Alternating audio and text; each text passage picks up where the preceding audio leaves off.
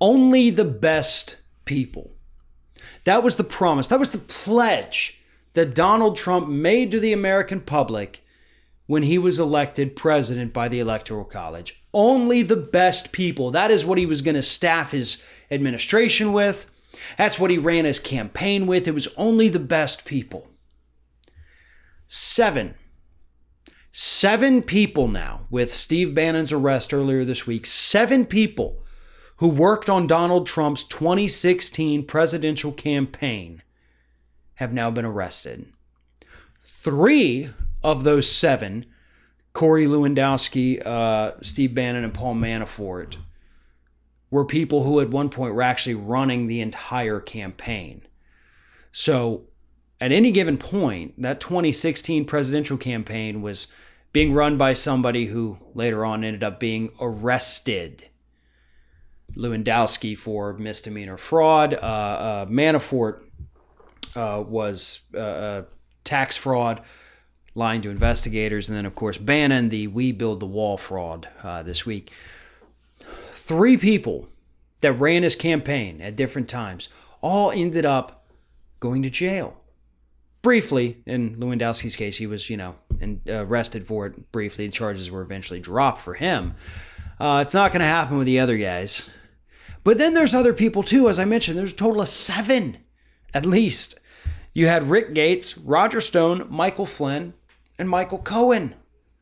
These are all people who were involved in some way or another with Donald Trump's 2016 presidential campaign. Some of them more involved than others, obviously. But they've all been arrested. Some of them were already convicted. Some of them were already serving jail times. This is crazy. Could you imagine? Okay, no. Not even could you imagine. I'm not even going to do that. Think about this for a second. Donald Trump, even in multiple different interviews this past week, said that Obama is a criminal, said that his whole administration was criminal, it was run by criminals, he was associating with criminals. Folks, that's pure projection. I don't care if you like Obama or you hate Obama. That's freaking projection. Because we have the arrest records of the people who actually worked for Donald Trump. They've actually been arrested. Obama's people haven't, and they've been investigated to hell and back by Republicans.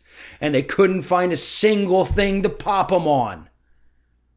Trump's people, on the other hand, they're, well-versed with the procedure, the policies. They could probably read you their own Miranda rights.